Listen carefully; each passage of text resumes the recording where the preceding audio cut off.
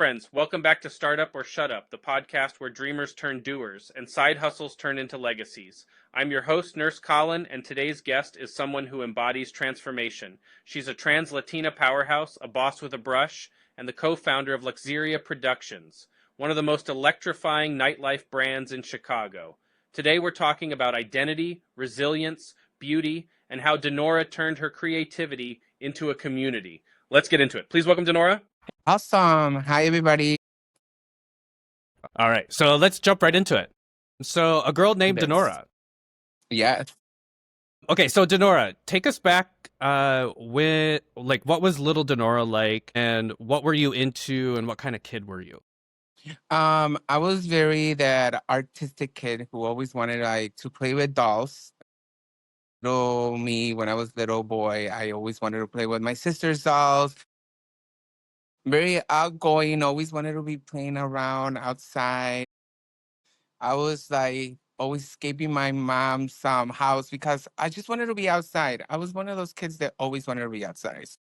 That was little Denora back in the day. That's cool. And of course, in your intro too, you're trans as well, so you live a much different experience. What was that kind of like growing up, as far as when you were little as well? I didn't had a very bad experience when I was little. A lot of our fellow family members of the community have gone through bullying and stuff, and I went through a little bit of bullying. I think it's bullying was like a thing that I think every person from the community has suffered. So, but I was one of the big kids, and I didn't let myself get bullied. So I always fronted in and fought the bully. So that's one of the things that my parents always said: do not let no one bully you, not let or step on you or something push you, or just defend yourself. Those were my parents. My parents come from a very harsh Mexican family. So it was always kind of like protect yourself. Don't let no one bully you. So that was me. I was getting bullied, but not letting myself get bullied. Absolutely. And I know that you mentioned that your family's Mexican, and so my understanding is you're first generation, right? Yes, I am first generation. My parents immigrated here back in the 80s when, Wow. yeah, they actually met here. My parents met here in the US. So they met here, they got married here, and then they had me, and then we have my brothers, and then we have two other sisters and two little brothers. So yeah, I'm first generation actually. That's really cool. That's powerful.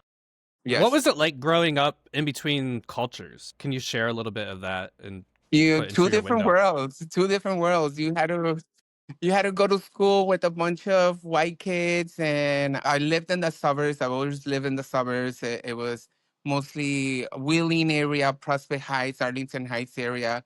It's always like we were not a lot of Latinos back in the days, not like Hmm. now. It was two different things. We had to go to school, and we had to be with the white kids and learn the white culture, the American culture, and then going home and following Mexican culture, Latina culture. So it was two different people. I had to learn how to divide myself because my parents were like, okay, at school, you speak all the English you want. Outside of home, you speak all the English you want.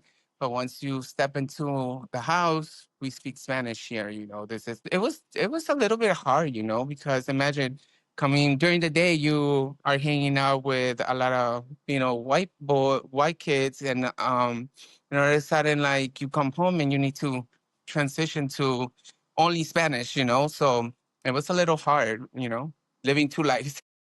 Yeah. Yeah, it does sound like living like two lives. Yes. What kind of feelings or emotions did that instill in you, or the feelings that you felt when going through that? And When you're little, you're confused. I was kind of confused because I was like, oh, why can I speak English at home like I do during school, during the day? It was very hard for me. I did have a hard time um, learning English and then speaking Spanish at home. At school, it was a hard time for me. So it was, I had to have special teachers kind of like show me, read me, because I was more like a visual kind of Mm. learner. So that was another hard part because I couldn't kind of read stuff and then I couldn't get it. So I had to like somebody had to like teach me how to do it. And so it was a bit hard when I was growing up, doing two worlds at the same time. Absolutely. Yeah. And then on top of it, let's talk about a little bit of identity. I mean, we already have the identity of, first generation Mexican, Hmm. speaking English at school and outside the home, speaking primarily Spanish in the Yeah. home, and then you're also trans. So Yes. when did you first start understanding that you were a trans girl? I really like when I was little, I was like, I always liked everything girly. Mm, When we had my little sister came along and I wanted everything she had.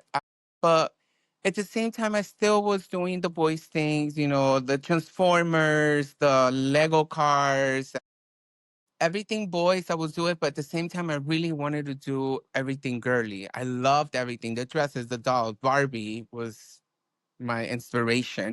So, yeah, so, it was, I was not confused, but I was like, maybe this is something normal. Like I grew up like, but hmm then growing up and going to school and seeing that it was different, I had hmm to like, I calmed down a little bit, and then, but I still was very feminine. I was always the tomboy and boy in school, and growing up, I was very feminine. So once I turned 21, then I was like, you know what?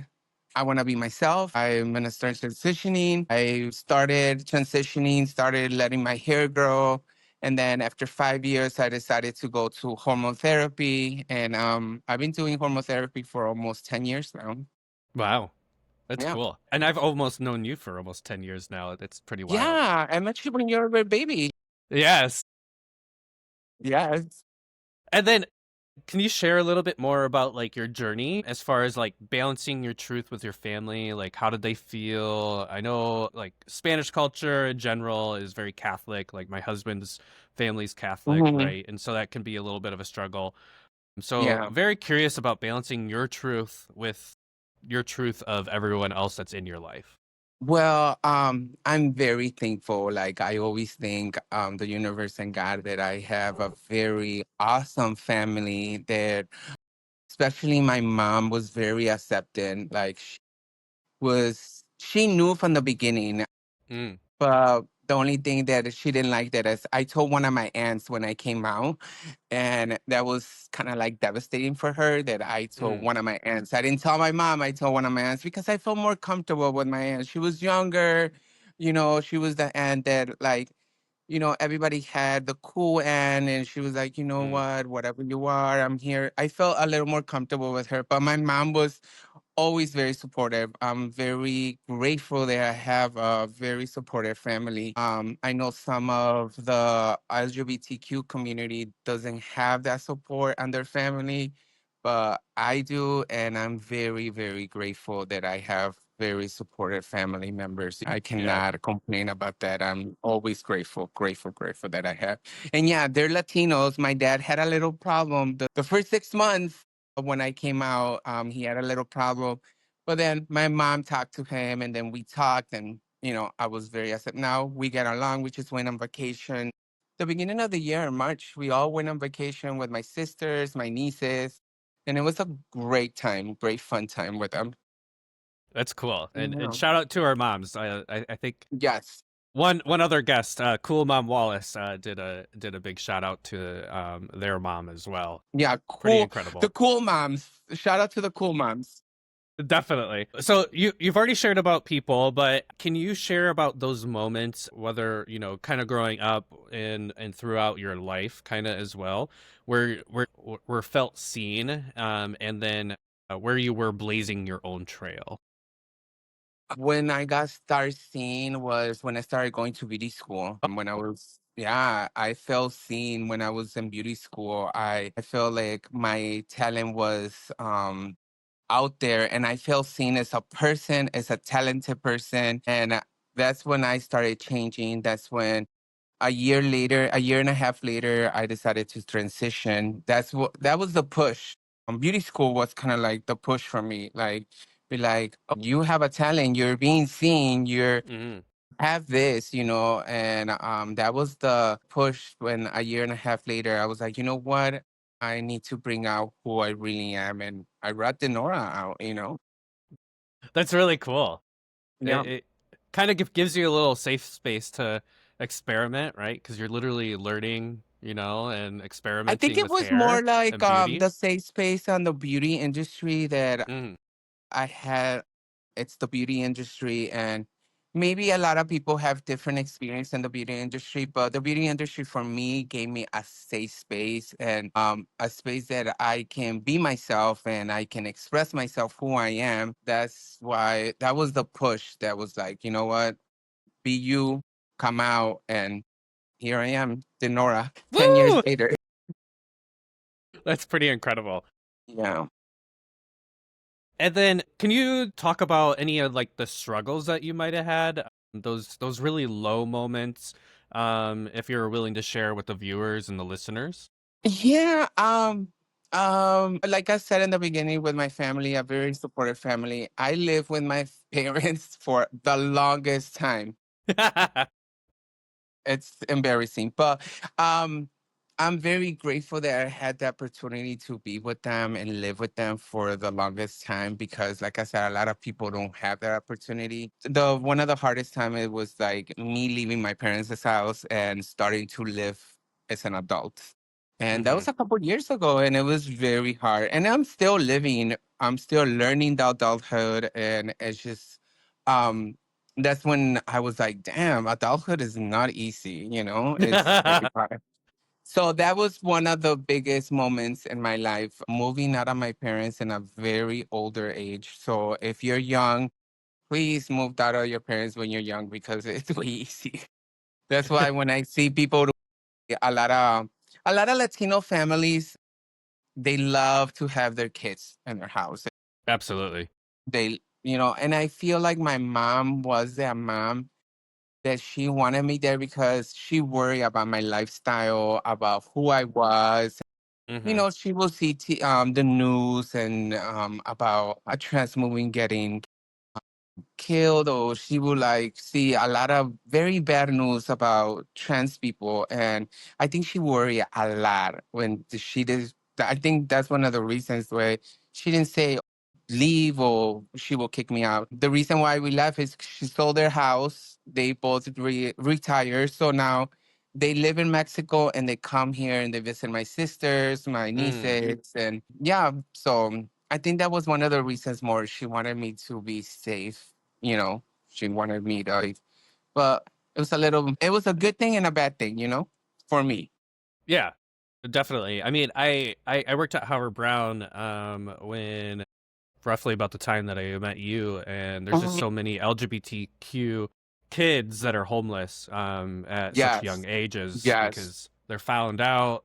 Parents don't want them there. They don't feel safe. Something I happens to have their parents. very close friends that like, we went to high school together and their parents found out and they got kicked out. And, it's very sad. It's very sad, very, very sad that a parent would do that to their kids. Fortunately for Definitely. me, I was one of the lucky ones that I have very supportive parents.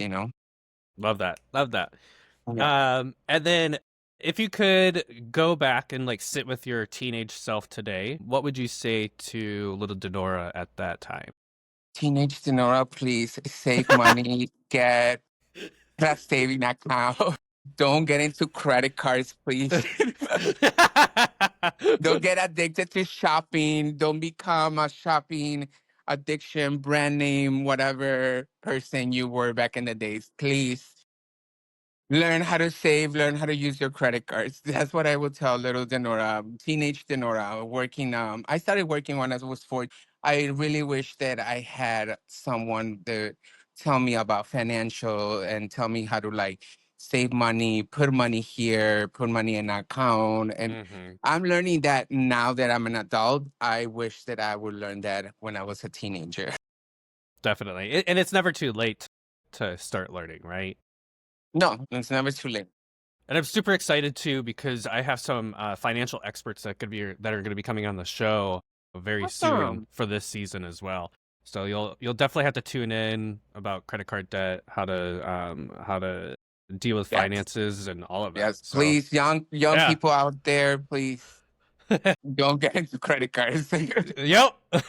You have to Yeah. make them work for you, not against you. Yes, yes. Like I seen podcasts and I seen a lot of people that like that's how rich people get rich using credit cards, but doing it the right way. So there's just, don't go crazy and on a shopping spree in Neiman Marcus like I did.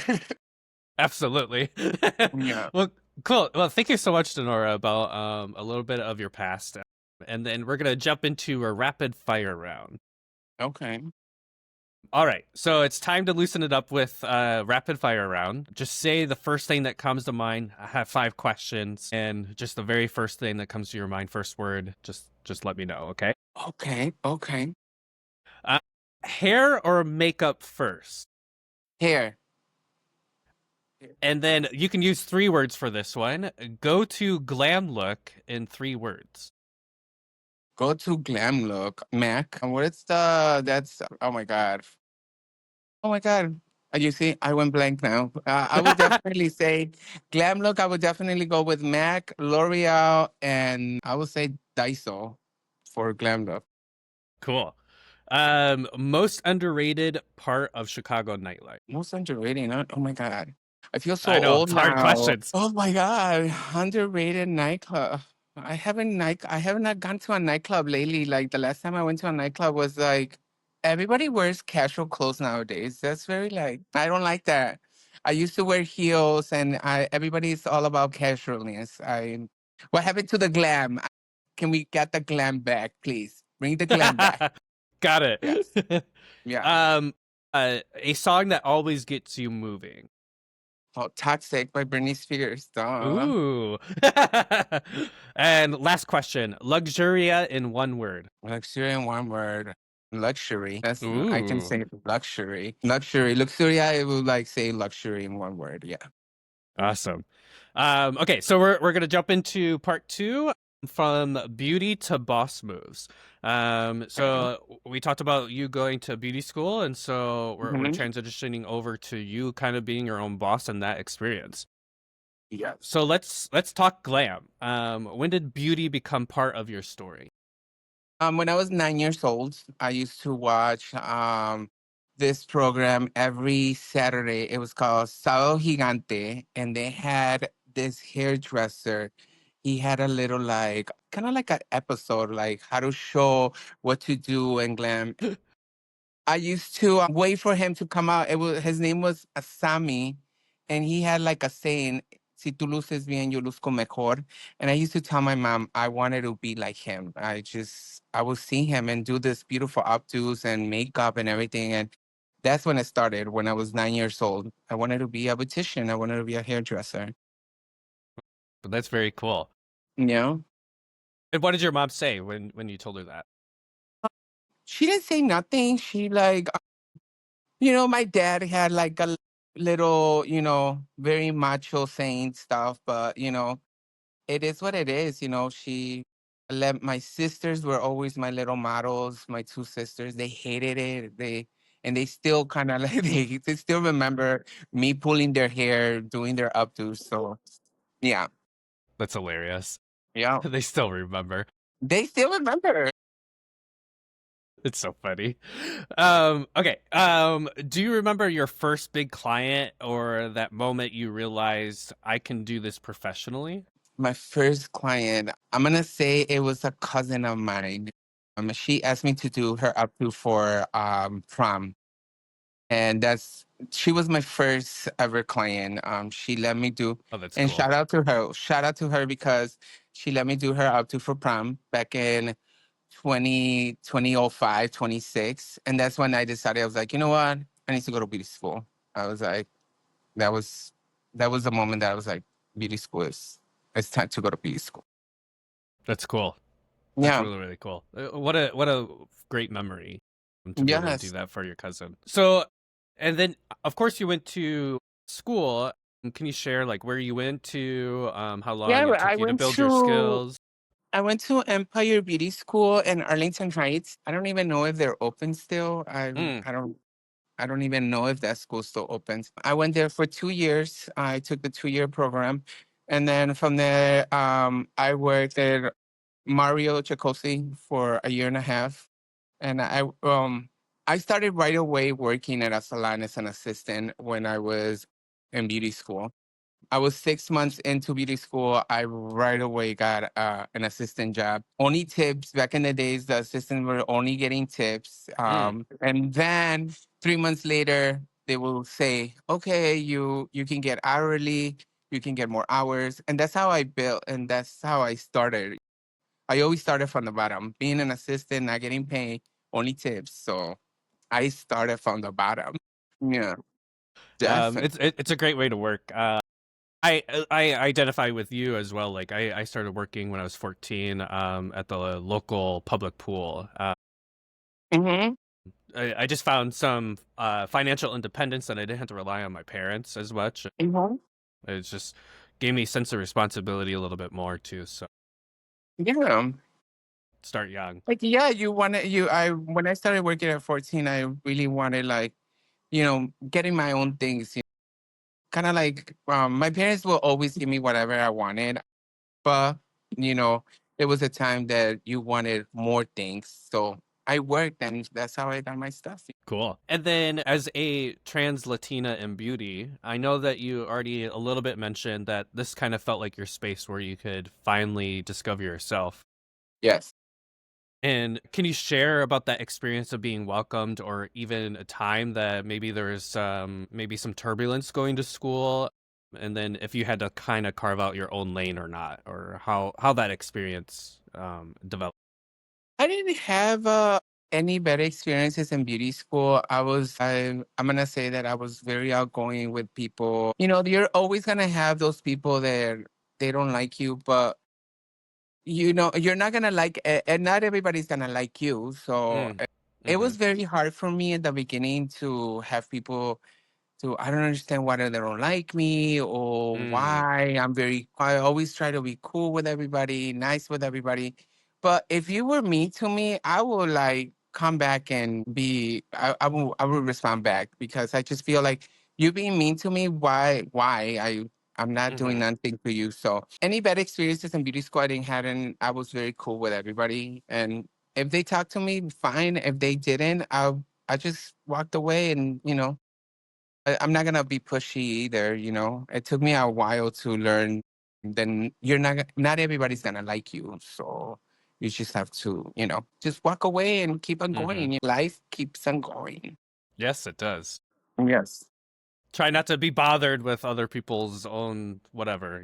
Yeah, yeah. Don't push it, and not everybody's gonna like you. It is what it is. And you only have control over your own self. You don't have control over Yeah, other yeah. people, right? Got to let things Yes, go. yes, yes, yes. And then final question about beauty. What's something beauty taught you, not just about others, but about yourself? Beauty taught me that accept yourself, always accept yourself, who you are. And beauty is just a little sprinkle to sprinkle your day, sprinkle your life, or just feel beautiful when you put makeup on, when you do your hair. It's just like, for me, every time I do my makeup or I do my hair, I just feel something special. It's just, I have learned a lot about beauty, that just accept yourself who you are, and just put a little sprinkle on it, and Mm. voila. Startup or Shut Up is brought to you by Peer Founder, the crowdfunding platform where entrepreneurs set their own terms and funders can receive optional cash returns. Whether you're just starting out or leveling up your business, Peer Founder is the community, marketplace, and support system you've been looking for. Connect with other entrepreneurs, launch your campaign on your terms, build your dream without giving up equity. Creating your account is completely free, and crowdfunding goes live October 1st. Join the movement. Make your free account today and get ready to fund your future. Peer Founder, your ideas, your terms, your community. Go to peerfounder.com now to change your life. Love that. That's really cute. I like that. Yeah. Okay, so now we're stepping into your shut up moment.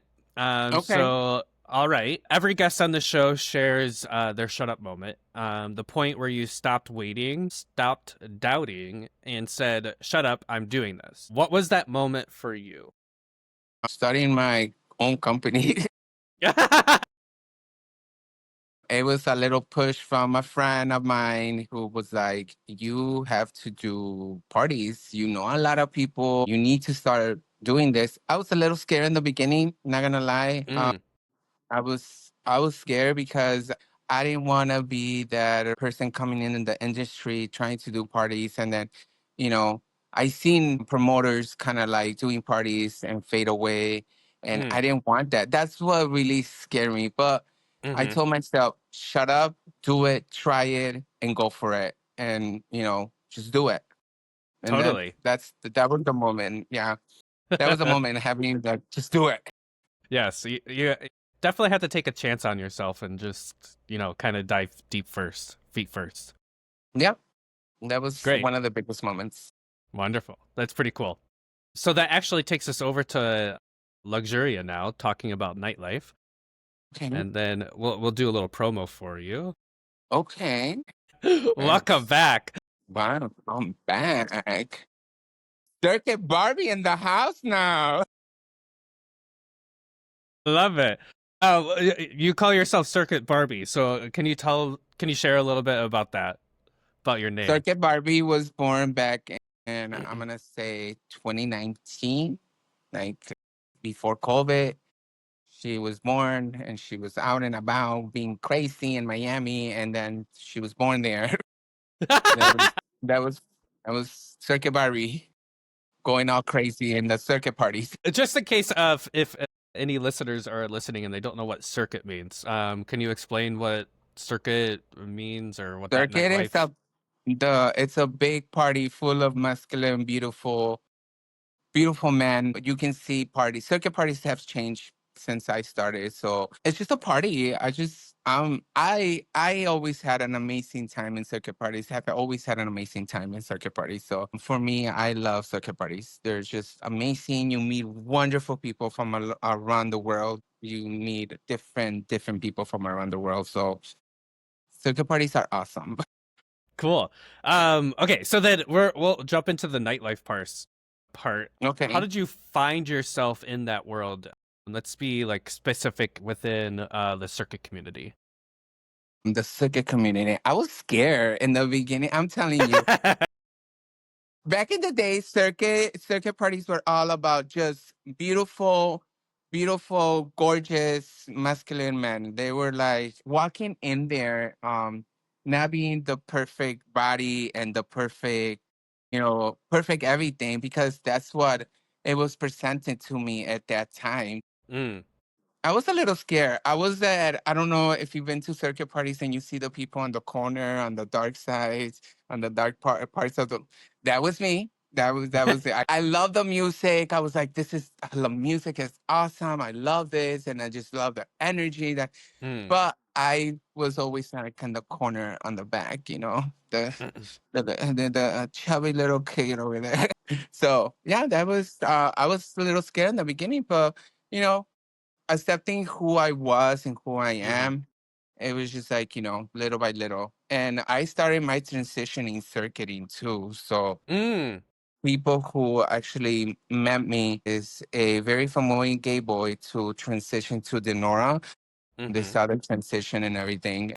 I I was scared when I was transitioning, going to circuit parties too. I was like, I don't know if they're gonna accept me because there's not a lot of dolls, a lot of girls who go to circuit parties back. mhm, Now you see more exclusivity. You see more mhm, trans girls. You see more queer people in circuit parties. You see more dolls. You see mhm, more and more. It's getting more and more exclusive. It's getting more accepted. Everybody's welcome, mhm. But I come from the dinosaur area that like it was only me. That's hilarious. And you always see like I remember seeing one or two trans beautiful dolls, they were always with the boys and everything. Mm, And I'd always be like, oh my God. But yeah, I got accepted and I hope always had very good experiences with the circuit community. definitely. And I How did met you? you in a circuit party like long time ago. Yes, long, long time ago. Long, long time ago. How did you find yourself becoming accepted? Because that big fear could be a big barrier for even just connecting and maybe even chit chatting with people. Can you tell about Just that being moment? myself, Yeah. just being myself and being who I am. Always being, I have noticed that the second community, if you're nice, they're gonna treat you nice. Mm-hmm. I was always being myself, and I was always cool with everybody. I'm always cool with everybody. Hi to everybody. There's people like they don't say hi to you. Okay, bye. You just walk away, and. But I'm just being myself. I've learned just being myself and um accepting myself, and that's how I was accepted in the circuit community. Cool. And then, so you started Luxuria, your co-founder. Yes. What did you find that was missing from the scene, or that market that was missing, that made you want to build something of your own, Luxuria? I don't know how can I put this. We needed like somebody Latino, somebody who was out there and putting. I felt like we are very a lot of Latino circuit queens in the circuit community, and we're not really out there yet. So that was one of the reasons I was wanted to start a company too. And I was like, I'm Latina, I'm trans, and let's go for it. Let's always put I always try to put the Latino, my Latino roots out there. Mm-hmm. I always want to put that out there that supporting the Latino DJs, supporting the Latino circuit community, always, we needed something like that. We needed something different. So I have my business partners who are Fernando and Jimmy, Mm-hmm. and Fernando is Latino, and Jimmy is my other business partner. So he's a Mm-hmm. white man. So we are a powerhouse, three of Definitely. us. Yeah. Cool. Yeah, and I don't know if people even realize too, like over half the population in Chicago is some kind of Mexican heritage now. Diverse. It's Yeah. very diverse. And we do have a lot of Mexican populated here in Chicago. So it's wonderful. You have a lot of like little cities in the city, you Mm-hmm. know. So, Yeah, yeah, that's definitely my favorite thing about Chicago is the little tiny neighborhoods. It's so different. so cute. Yes. Yeah. Okay, cool. So, take us back to the beginning when you were thinking about Luxuria, and how did Luxuria come to life?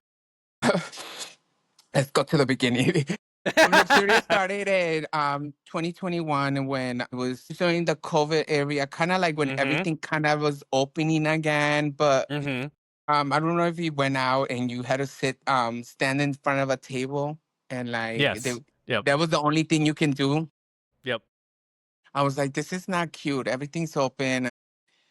My first party was in a basement. Did it? I think you went, no? Or did I? Did I? I think Yes. you were. Yes. Yes. I Yes. went to that Yeah. party. And the Yeah. suburbs. There was Yes. my cousin used to have a big house with a big Huh? basement.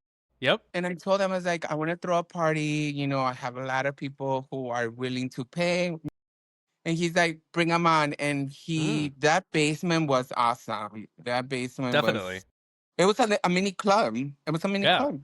I And had no idea. So sorry. Sorry. I I had spent no idea. 120 people there. Oh, that's Yeah. pretty incredible. That was my first party.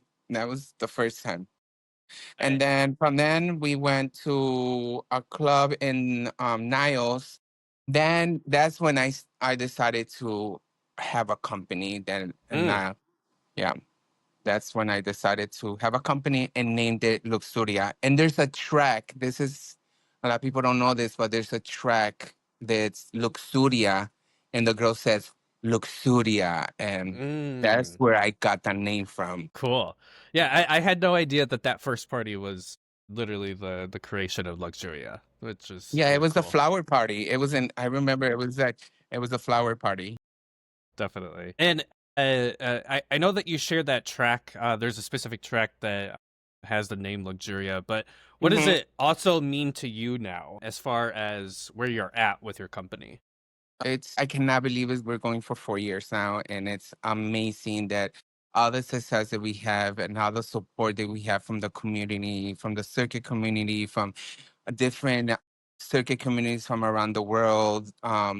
It's just like I was shocked for when I did the IML this year that one of the parties was full capacity, and I was like, "Oh my god!" Like I had to close the door because it was full capacity. I was like, "Oh my god, we did it! We did it!" That's it's just Luxuria has been everything. It's my baby. It's our baby because I have it with other business Mm-hmm. partners. So it's just amazing, amazing that I've been having all the support from the community. And shout out to the circuit community. Thank you so much for supporting us, and and shout out to everybody from all different communities who go to our parties and support our parties, and everybody's welcome to our parties. So shout out to everyone who supports our parties. That's cool. Yeah, definitely. It's definitely an experience for sure. Yes. And then so when you're thinking of Luxuria too and kind of coming up with your concept with your business partners, what were you kind of like trying to manifest with that or try to bring into the scene? Something different, and I wanted to put that because trans girls, the dolls were not getting accepted a lot in the circuit community. Mm, So I wanted to have like a safe space for everyone who doesn't. There's a lot of people sometimes they don't feel accepted in certain communities. I want my parties to be everyone is welcome. You don't need to be a circuit queen. You can be anything you want, and I just want a safe space for everybody, mm-hmm, And me being a trans Latina woman, I really was like, you know what? I want a safe space so all my trans girls can come, everybody can come and feel safe. It was and that's what I'm always gonna have that, and I always want to put that I want everybody when they come to my party, I want them to feel safe and know that it's a safe space for you to party and have a good time. definitely. Yeah, Yes. that's pretty cool. Take us back to like your very first party as Luxuria, not the one in the basement, right? Like the And not that one one. where You want to know the first one in the burbs? yeah, like the very The first first one one in the that was club. Luxuria. Yeah. Yep, Oh, at a okay. club. Okay. The first one in the club was at the burbs in Niles. It was cute. We had 100 people, and I was like, okay, this is cute. Mhm. And Papi, after that, like the second, the third, that was a flop. After the third one, I really was, fuck, I was like, oh my God, like, oh, am I good for this? Mm, But you know what? I have people around me. I have a very good friend of mine, Edward. He was the one who pushed me to start doing parties. He was the one, don't give up. We'll mhm. find a place. Mhm. You just have to move to the city, move your parties to the city. Mhm.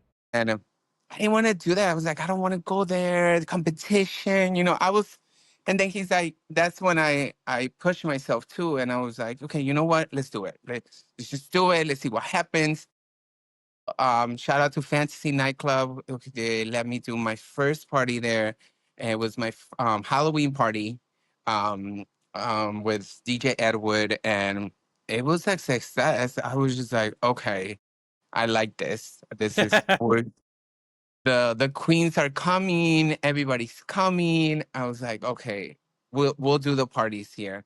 And since then, Fantasy's always been so nice with us, always having our parties on Sundays, Wepa, Mhm. once a month party, and it's been amazing success. And yeah, I can say it's 4 years now, so it's amazing. Definitely. And I don't know if people that are listening that maybe aren't into nightlife or maybe they go and have a good time at certain points, they might not know exactly what is involved with throwing a party at a venue and everything. Can you Can you share all the It's difficulties, not everything? easy. It's not easy. Honestly, whoever tells you, "Oh, let's throw a party," it's easy. No, no, no, no, no, no, no. It's not.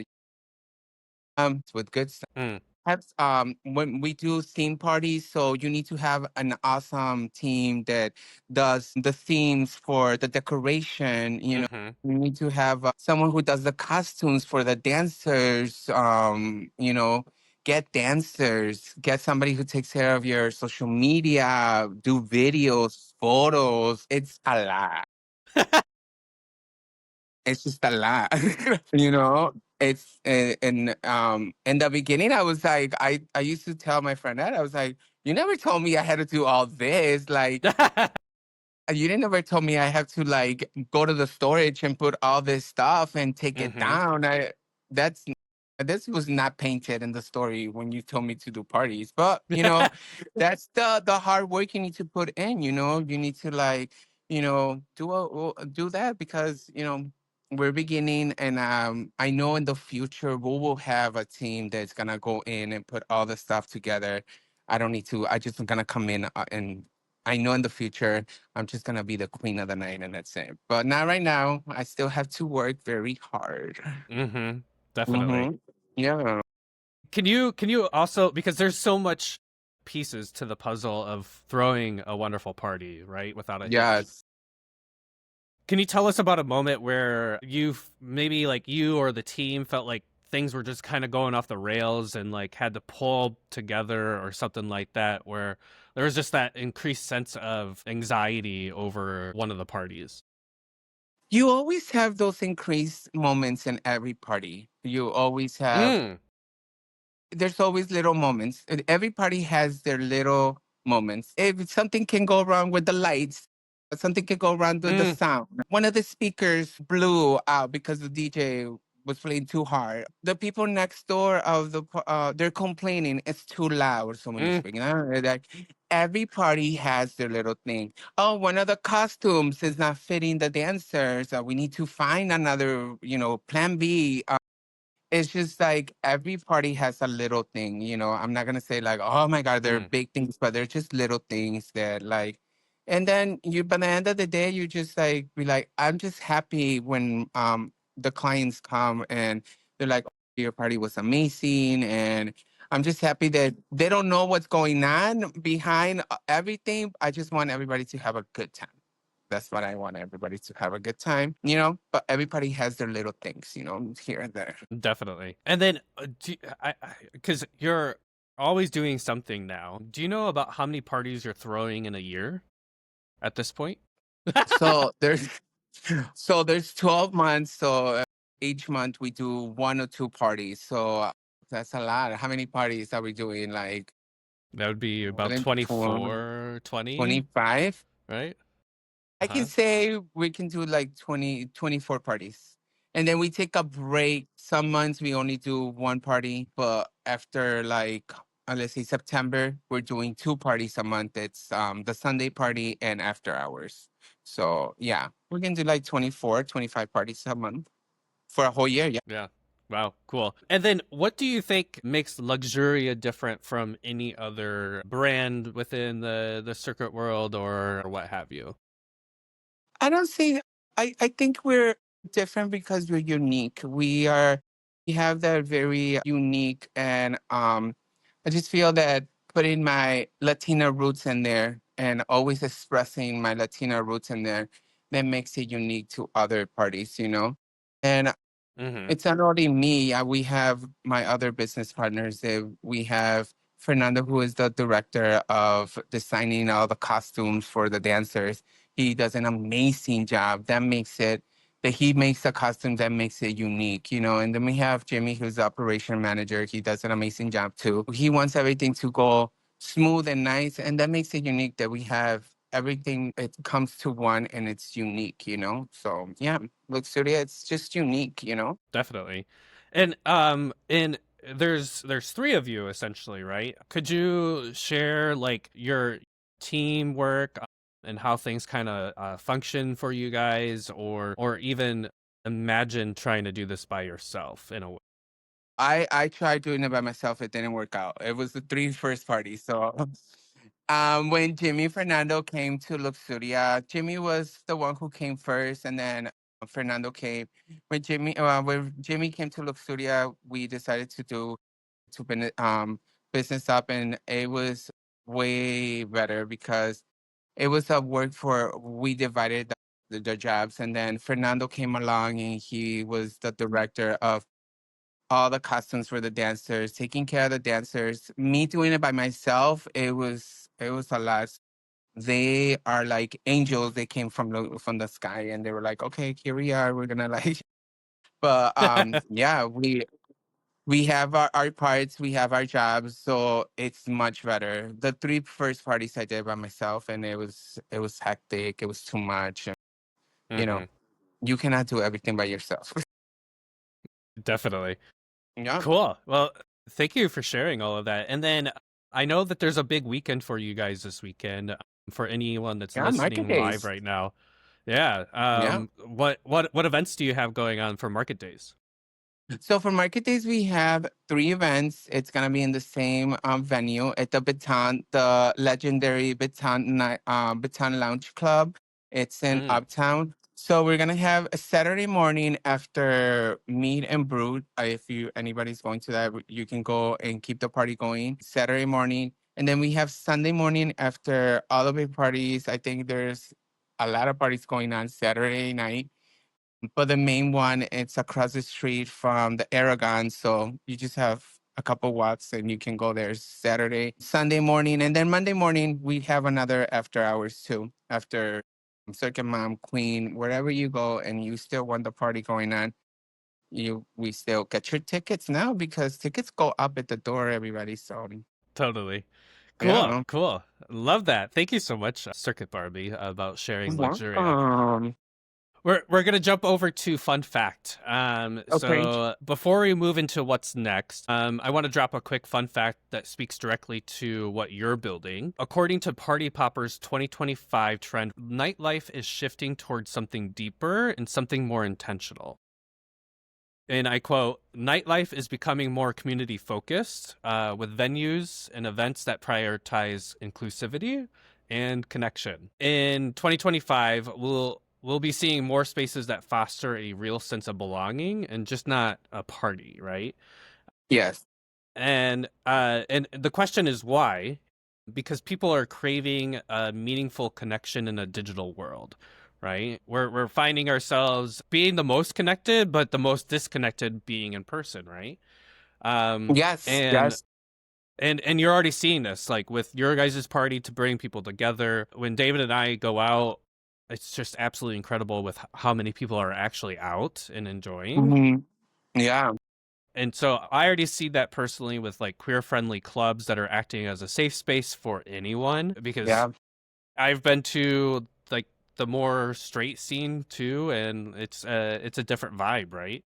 Way different vibe. Way different vibe. And there's cultural celebration nights, uplifting underrepresented identities. That's where you're bringing in the Latina, right? That Yeah. little spiciness, and then Yes. you're also finding those hybrid venues that serve as some like even some co-working spots. I've heard of like some restaurants like in Uptown that throw like a rave at night that's kind of secret as well. That's one of the things I like those kind of parties. I'm gonna say that when I was a teenager, there was the raves, but the raves were very underground. If a lot of people remember, they were like in like weird warehouses Huh? somewhere in like someone in the ditch of somewhere, and we went to those raves. We didn't care. We just went to have a good time. Mm, Now they're throwing raves in coffee shops and mm-hmm. little restaurants. I was following like someone from IG. She's a promoter and she finds little weird shops and little places in Mexico City. She throws Cool. parties and yeah, they're like, so right now that's the thing, like throwing little parties here and there. But another thing is people think it's easy throwing parties and it's not easy. It's not. So it's you just need to find a safe space for your people, for your Mm-hmm. clientele, That's my number one thing. It's like I can throw a party in a very luxury place, right? A Mm-hmm. very big, but if I'm gonna have security being very aggressive and not like LGBT friendly and stuff like that, Mm-hmm. I don't want my people to feel aggressive. I have gone to parties back in the days that like, big parties were made in straight venues and security was very rude to them. It's that I don't want that from my clientele. I want them to feel safe and I want them to come and enjoy. I don't want them to feel harassed by security or anybody from the Mm-hmm. employees of the place. Totally. Yeah, and Mm-hmm. it really honestly sounds like Luxuria is ahead of the trend too, Yeah. which is pretty cool. How do you see yourself fitting into this future of nightlife? Oh, how do I see myself? I'm just going with the flow right now. Honestly, if I see getting bigger, let's get bigger.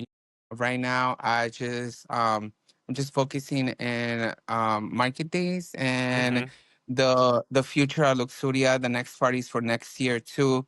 So I see myself being big. I just want my people and all the people who will go to my party, like I said, feel very, very safe, and I want them to have a great time, you know?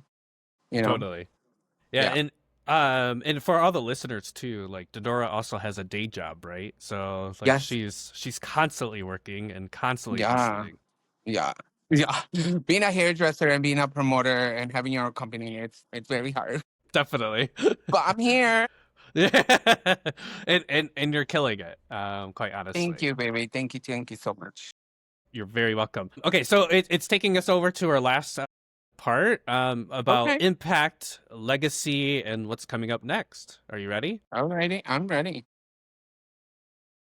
What's been one of the most emotional or affirming moments you've experienced at a Luxuria event?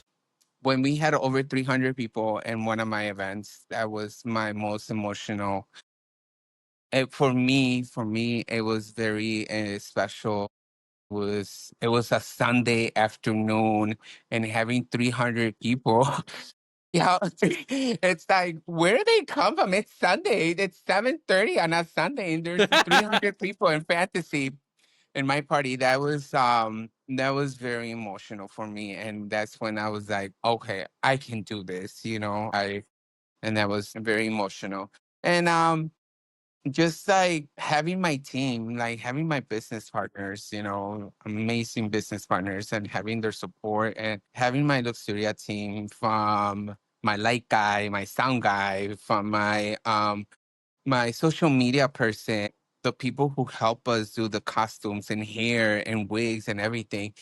It's just like I'm very grateful that I have an army behind me, and it's amazing to have them because I know other promoters and other party people don't have an army, but Mm-hmm. I'm very, very grateful to have an army behind me, have my tribe behind me. So Yeah, yeah. that's pretty powerful. I mean, kind of going back to your story of the first time you went to a party and, you're scared, you're fearful of your connection, and then now you literally have an army. Yeah, I have an army. Even the times that I have gone to other parties around the USA and seeing parties and how I can see they don't have a team, and it's just like I'm very grateful that I have a tribe behind me. And it's just like, yeah, always Cool. grateful.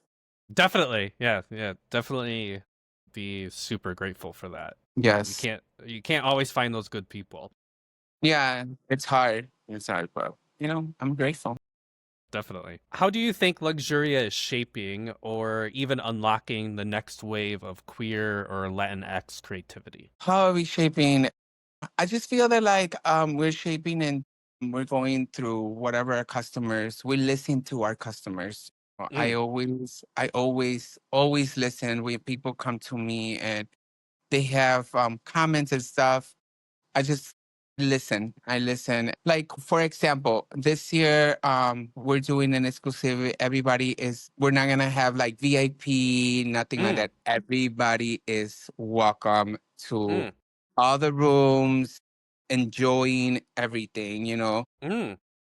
I just wanna I was listening and I saw that a lot of other places took out the VIP and that VIP section and all that. I listened and I'm giving that to my people, you know. I just feel that listening to your clients, I come from the hairdressing world, so I Mm-hmm. always listen to my clients, you know, what Hmm. they want and what is it. So I always just listen to my clientele and I'm serving them to them, you know? Cool. Yeah, You know. that can be a struggle as a business owner to really listen and capture that, but that's quite an amazing.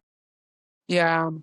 I just think that they're your clients. They're the ones who are coming and paying. So if they have a comment and just listen, you know, you can take it, put it in a note, or Mm-hmm. just keep it to yourself and listen. And when it comes to meeting with your team and stuff, put it out there. How about this? We can do this. We can do that. You know, I just love and I want to thank all my clients and everybody who goes to the parties and they gave me their feedback. I do listen. I listen Mm-hmm. to every feedback, you know, I listen. So yeah.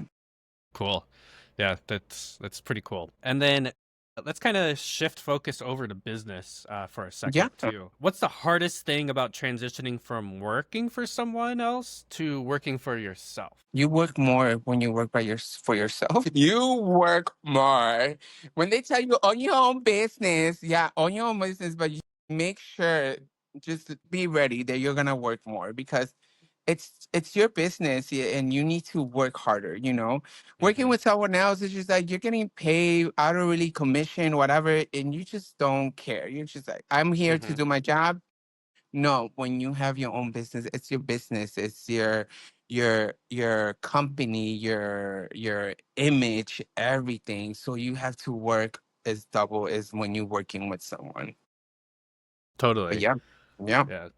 And what do you find that you get out of that when you're putting in all that time as well? Ugh, I'm tired.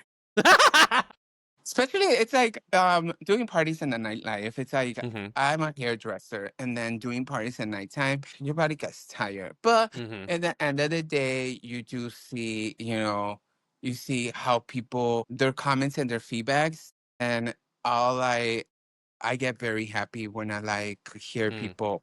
I love coming to your parties. Oh, thank you so much for doing this. This is what Chicago needed. It needed like a oomph. And, you know, I just love listening to wonderful feedbacks that my clients and our customers give us, you know? So, yeah. Definitely. Hmm. And then of course when you're starting a business too, like there's money that's involved, right? Like I could only imagine like each venue that they require It's some kind of like minimum or like retainer. Can you share a It's little bit about that? minimum or rental fees or door fees or beverage fees. Every venue has. It's why, and it's not easy to find a venue who accepts LGBTQ Mhm. community. That's why I'm very grateful with the venues that we're working with. I am very grateful because they've been so awesome with us. And like I said earlier, I've been to different venues, bigger venues, Mhm. beautiful venues, but when the vibe is not there, you don't want to bring your people to that place. You know, if the vibe is not there, you'll be like, okay, this is not the vibe. This is not for, if I'm not feeling it, I feel like my people are not going to feel it, you know? So just, you know, just go look around and, you know, we're still looking for different venues to do different parties. So, Mhm. you know, because we are trying to do different parties and, you know, we're just looking. If a venue owner is listening, and you're open Yeah. to the idea. And if you're LGBTQ venues, queer venues, please, you Mhm. know, hit me up. Totally. And still kind of talking about finance too. Can you Mhm. share like that moment for Luxuria? Because I could only imagine that you don't have $1 million to The just beginning? like, Oh, no. yeah. How did you control the funding, or how did you get into funding? How did you navigate that like creatively and as an entrepreneur? Yeah, the beginning, I'm gonna be honest. I just went with it, and I started with a literally zero bank, zero money, and I just went for it. Like, and then the beginning parties were kind of harsh. I had to put money out of my pocket. Mm-hmm. It was kind of harsh, but then baby Jesus brought me a little angel, Jimmy, and he came and he proposed. He came in with a proposal and everything, and I was like. Yeah, and I was like, okay, this is a sign of the universe. He's Mm-hmm. coming with a proposal and let's do it. And since then, it's just been amazing, awesome. It's just like, I just feel the last 4 years have been, it was a struggle in the beginning. Nothing's easy when you start Mm-hmm. a company or a business. And I have friends who have businesses and they told me, Denora, don't give up because I will talk to them. I was like, how do you do this, guys? This is too. They're like, don't give up. The beginning is not that easy. Mm-hmm. You're going to start seeing some, maybe 5, 6 years. That's when you're going to be like, oh, fuck, like now I did it. Like, my God, I have done it and just don't give up. And shout out to all my friends who have businesses and they have actually helped me and give me a lot of support and advice. And, I'm still there. I'm not giving up. We're going strong for 5 years next year. So, you know, keep on going. Yeah, and that mentorship is just so priceless coming from other business owners, right? They can just Yeah, I'm very grateful that I have friends who have businesses and they have actually gave me that mentorship and advice.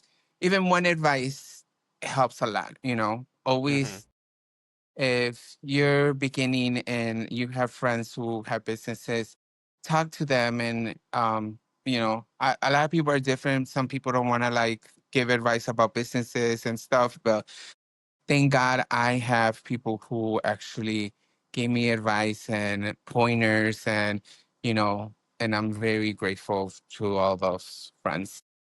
Yeah. And could you share one piece of advice that you can think of that's not, like it's going to be hard starting off and just keep going? Is there something else that is like kind of stuck in your memory and being able to apply to Luxuria in all your businesses? Just don't give up. Don't give up. It's gonna be it's hard. It's not easy. Every business has their ups and downs. It just don't give up. You're gonna have parties that you're gonna have 50 people. You're gonna have parties that you're gonna have 300 people, 20 people. It's just don't give up. It's coming and just have a lot of faith in you and have a lot of faith in the universe. You know, and they will give it. Definitely. Yeah.